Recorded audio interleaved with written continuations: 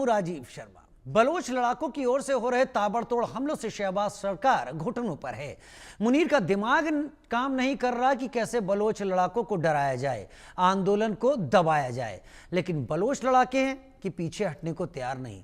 वो हर मोर्चे पर पाकिस्तानी सेना को पटखनी दे रहे हैं, जिससे घबराई पाकिस्तानी शहबाज सरकार ने बलोचों को डराने और दबाने के लिए नया हथकंडा अपना लिया है। इस बार शहबाज सरकार ने बलूचिस्तान में अनिश्चितकाल के लिए इंडेफिनेटली इंटरनेट को ही बंद कर दिया और यह भी नहीं बताया गया कि कब तक इंटरनेट बहाल होगा। वहीं बलोच लड़ाके शहबाज और मुनीर की चाल को अच्छे से समझते हैं। बलोच लड़ाके पाकिस्तानी सेना पर बैक टू बैक अटैक कर रहे हैं, ट्रेनों को निशाना बना रहे हैं।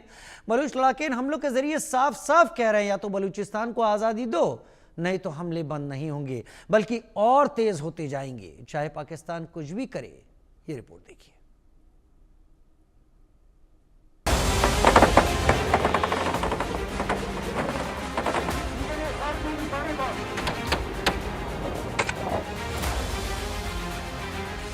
बलूचिस्तान में बागियों के लिए मुनीर का ऑर्डर।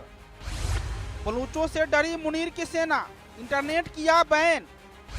फिर बलूचों का टूटा सब्र, पाक सेना पर बरपाया कहर। पाकिस्तान की शहबाज सरकार लंबे वक्त से बलूचों की आवाज दबाने के लिए जुल्म करती आई है। बलूचिस्तान की आज़ादी की मांग कर रहे लोगों को चुप कराने की पाकिस्तानी सरकार किसी भी हद तक जाने को तैयार है। अब एक बार फिर बलूचों की आवाज दबाने के लिए शहबाज शरीफ और असीम मुनीर ने नया हथकंडा अपनाया है। पाकिस्तान ने बलूचिस्तान में निश्चित काल के लिए इंटरनेट सेवा बंद कर दी है। पाकिस्तान में टेलीकम्युनिकेशन अथॉरिटी ने यह भी नहीं बताया कि बलूचिस्तान में इंटरनेट कब तक चालू होगा। अचानक से लिए गए इस फैसले के चलते बलूचिस्तान के लोगों को काफी परेशानी का सामना करना पड़ रहा है। एजुकेशन के साथ ऑनलाइन बिजनेस से जुड़े काम और सोशल मीडिया एक्टिविटी पर इसका असर देखने को मिल रहा है। छात्रों के साथ वे लोग जिनकी नौकरी इंटरनेट पर डिपेंड है, वो शहबाज सरकार के फैसले से ज्यादा गुस्से में है। वहीं इस तरह का फैसला उस वक्त लागू किया गया है जब बलूचिस्तान सरकार की तरफ से 144 के तहत सार्वजनिक समारोह पर रोक लगाई गई है। इसके तहत 4 या उससे ज्यादा लोगों के इकट्ठा होने पर रोक है। पाकिस्तान की शहबाज सरकार बलूचिस्तान में खुद अपने ही लोगों के मौलिक अधिकारों का गला घोट रही है। इस डिजिटल ब्लैक को लेकर किसी भी तरह की जानकारी नहीं दी गई है, यानी बलूचिस्तान में इंटरनेट क्यों बंद किया और कब तक चालू होगा, इन सवालों का जवाब देने वाला कोई नहीं है। पाकिस्तान की सरकार ने बस सुरक्षा कारणों का हवाला देकर तालिबानी फरमान सुना दिया और तब से बलूचिस्तान में डिजिटल ब्लैकआउट है। पाकिस्तानी सरकार ने सुरक्षा कारणों का हवाला देकर इंटरनेट तो बंद कर दिया है, लेकिन बलूचिस्तान के लोग डर के साए में हैं। कहा जा रहा है कि इंटरनेट बैन करने के पीछे शहबाज और मुनीर की कोई सोची समझी साजिश हो सकती है। ऐसा लगता है कि डिजिटल ब्लैकआउट की आड़ में पाकिस्तानी सरकार बलूचिस्तान में अपने किसी नापाक इरादे को अंजाम दे सकती है। ऐसा लग रहा है कि बलूचिस्तान में कुछ बड़ा होने वाला है, क्योंकि बलूच विद्रोहियों ने पाकिस्तान सरकार और सेना को नाक से पानी पिला रखा है। एक तरफ जहां बलूच लड़ाके पाक सैनिकों पर बैक टू बैक हमला कर रहे हैं, तो वहीं दूसरी तरफ जाफर एक्सप्रेस पर लगातार हो रहे हमले से शहबाज शरीफ और असीम मुनीर लगातार लाचार महसूस कर रहे हैं। बलूचिस्तान की आज़ादी के लिए लड़ रहे लड़ाकों ने एक बार फिर सीपी इलाके में जाफर एक्सप्रेस पर आईईडी से हमले को अंजाम दिया। तो बलूचिस्तान के नुस्की जिले में बलूच लड़ाकों ने मंगलवार रात आईईडी हमले में एक मेजर समेत 3 पाकिस्तानी सैनिकों की हत्या कर दी, जिसमें 3 पाक सैनिक गंभीर रूप से घायल हुए हैं। इस हमले की जिम्मेदारी बलूच लिबरेशन आर्मी ने ली है। वहीं तुर्बत में भी बलूच लड़ाकों ने पाकिस्तानी सेना के काफिले को निशाना बनाया, जिसमें 2 पाकिस्तानी सैनिकों की जान चली गई तो 4 से ज्यादा घायल हैं। एक तरफ जहां शहबाज सरकार बलूचों की आवाज दबाने के लिए किसी भी हद तक जाने के लिए तैयार है, तो वहीं दूसरी तरफ बलूच लड़ाके किसी भी कीमत पर पीछे हटने को तैयार नहीं है। बलूच लड़ाके पाकिस्तानी सेना और ट्रेनों पर लगातार हमले कर रहे हैं, उन्हें हर मोर्चे पर पटखनी दे रहे हैं, जिसे देखकर लगता है कि वो दिन दूर नहीं जब पाकिस्तान को बलूचिस्तान को आज़ादी देनी होगी। Bureau report, India news.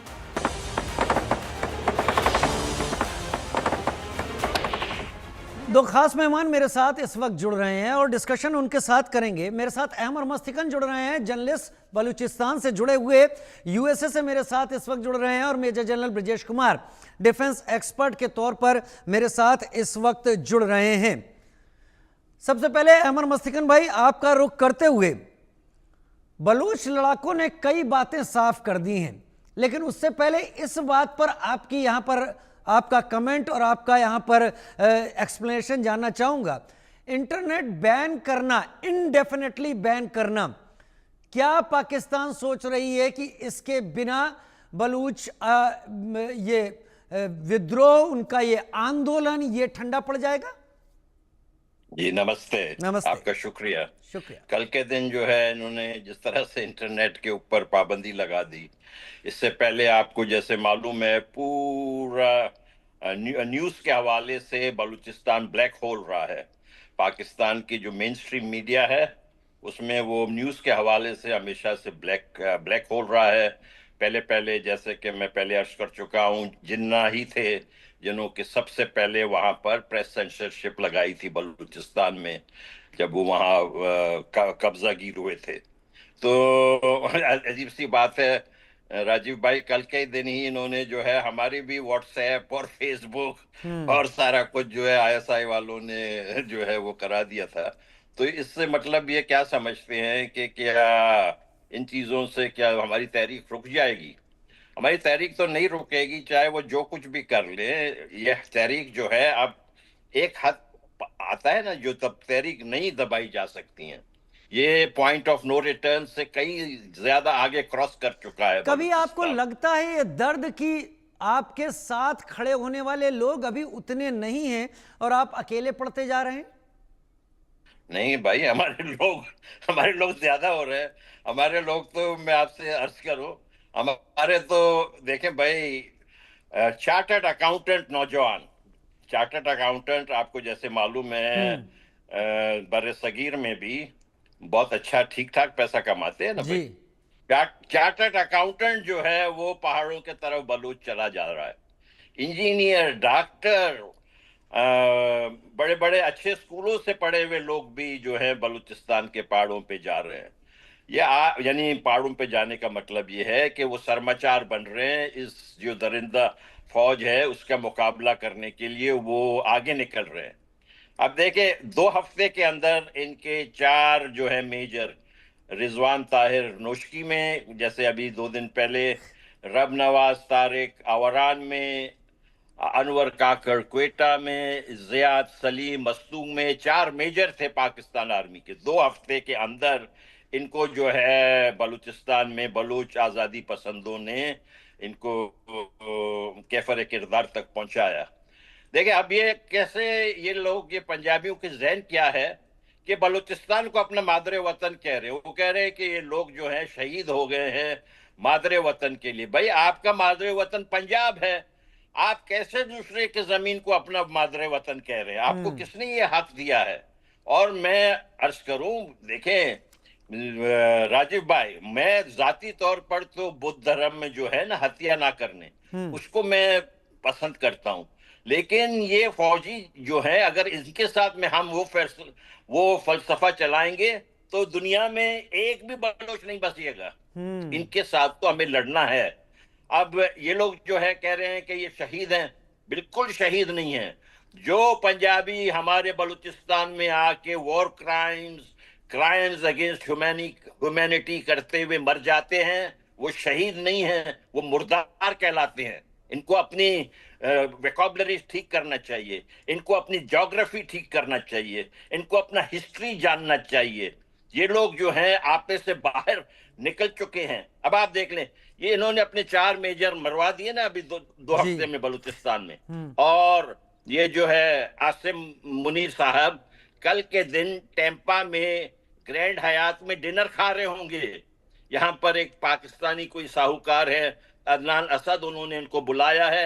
अब ये लोग हर हफ्ते, हर 10 दिन जो है अमेरिका आ रहे हैं, कभी आसिम मुनीर, कभी इसाकदार, कभी कोई और, औरंगजेब उनका फाइनेंस मिनिस्टर, ऑलमोस्ट यानी एवरी वीक अमेरिका आ रहे हैं। और ये बड़े जश्न मना रहे हैं कि ट्रंप जो बेवकूफ है, यहाँ वहां की बातें जो करता है इंडिया के बारे में, ये बड़े जश्न मना रहे हैं। ये बेवकूफ लोग हैं। इंडिया तो आजाद मुल्क है, इंडिया तो जो है एक डेमोक्रेसी है। वो तो ट्रंप के इन चीजों को फेस करेगा आराम के साथ, हमें पूरा भरोसा है। नहीं, ये तो गुलाम है। डोनाल्ड ट्रंप अगर ये सोच रहे हैं कि बलूचिस्तान में वो तेल निकालेंगे और भारत का तेल निकालेंगे, तो भारत ने मैसेज दे दिया है बड़ा क्लियर कट साफ कि भारत बाजार के हिसाब से तय करेगा किससे ट्रेड करनी है और किससे नहीं करनी है। वो अपनी तरफ से टैरिफ बढ़ाते रहे, लेकिन ये सोच बताती है एडमिनिस्ट्रेशन की। खैर, मेजर जनरल ब्रजेश कुमार, जो लड़ाई बीएलए, बीएलएफ या बलोच ऑर्गेनाइजेशंस लड़ रहे हैं बलूचिस्तान के अंदर, कई एक्सपर्ट ये भी कह रहे हैं कि अब वक्त आ गया है कि सिंध लिबरेशन आर्मी, बीएलए और टीटीपी को एक साथ आना होगा और ज्वाइंटली एक्ट करना होगा, क्योंकि सिंध भी अपनी आज़ादी की मुहिम में लगा है, बलूचिस्तान की मुहिम सबसे ज़्यादा यहाँ पर तेज़ है, और टीटीपी खैबर पख्तूनख्वा में क्या कर रहा है हम सभी जानते हैं। ब्रजेश सर। राजीव जी, अगर वो जो आपने बताया अगर वैसा होता है तो बहुत अच्छी बात होगी साउथ एशिया के लिए और ख़ासकर हमारे लिए। जो हमारे पश्चिम देश जो है वो ट्रबल क्रिएट करता है और खुद ही बहुत सक्षम नहीं है, उसका इस तरह से बट जाना, बिखर जाना ही पूरे क्या कहते हैं साउथ एशिया जोन के लिए अच्छा होगा। खैर वो तो शायद अभी at this point of time तो हम ऐसा विशफुल थिंकिंग कहेंगे, क्योंकि हम चाहते हैं कि कम से कम जो बलूचिस्तान में जो एक जोर पकड़ा है बीएलए का या उनके सपोर्टर्स का, वो बढ़ता चला जाए। और हाल में पिछले 2 साल में अगर हम देखते हैं तो लग रहा है कि करीब करीब एक क्रिटिकल मास की तरफ जा रहा। क्रिटिकल मास जब मैं कहता हूं तो उसका संदर्भ ये है कि ये फिर एक ऐसा विस्फोट बन जाएगा जो काबू के बिल्कुल बाहर हो जाएगा। तो फिलहाल कहानी ये है बलूचिस्तान में कि शहरों को छोड़कर इनकी जो रिट है, बलूच लोगों की रिट चलती है पूरे एरिया में, पूरे गांव में और पूरे बाकी इलाके में। और बलूचिस्तान हमको पता है सबको कि बहुत बड़ा प्रदेश है, करीब 44% पाकिस्तान का क्षेत्रफल है। और हमने हाल में ये भी देखा है कि जहाँ जहाँ पाकिस्तान सरकार या आर्मी की पकड़ मजबूत थी, वहीं बलूचों ने हमला किया। अब आप नुश्की की बात करें या अवारन की बात करें या उसके बीच में पहले हुआ था क्वेटा की बात करें, तो जहाँ सेना का प्रभाव है वहाँ जाकर अगर आप अफसर को हताश करते हैं, उनको हताहत करते हैं, तो एक बहुत बड़ा बल मिलता है आपको और एक मैसेज जाता है। और उसके पहले इस साल हमने ये भी देखा था जाफर एक्सप्रेस में इन्होंने क्या दिखाया। तो अगर हम 2 साल के आंकड़ों को देखते हैं तो ऐसा पता चलता है कि ये काफ़ी जोर पकड़ रखा है। और शायद बलूचों की जो रेजिस्टेंस है या जो इनके सरकार, पाकिस्तान सरकार के प्रति जो इनकी भावनाएं हैं, वो करीब करीब तूल पकड़ रही है। एक रिपोर्ट बताती है कि करीब पिछले साल करीब 2024 में करीब 850 बलूच पकड़े गए और उसमें करीब 400 ही वापस आए, 200-250 बिल्कुल लापता हो गए। उसी क्रम को अगर इस साल देखते हैं तो अगस्त के महीने में ही उतनी संख्या पूरी हो गई है। तो ये दर्शाता है कि चीज़ें ठीक ठाक पाकिस्तान के लिए नहीं है, इसका मतलब बलूचों के लिए अच्छी साबित हो रही है। और अगस्त का महीना खासकर इम्पोर्टेंट होता है। 11 अगस्त को बलूच लिबरेशन टाइगर जी, मैं थोड़ी देर के लिए आप लोगों से विदा लेना चाहता हूं, बने रहिएगा, क्योंकि अभी आईआईएम लखनऊ का रुख करना पड़ रहा है। Indian institute of management, Gautam Adani